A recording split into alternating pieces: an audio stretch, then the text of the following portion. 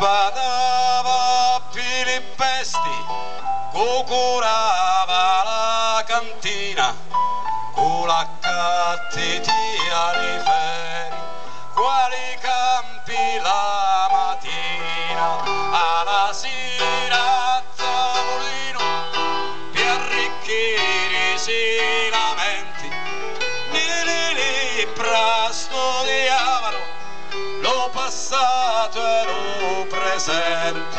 ammiravano le genti in che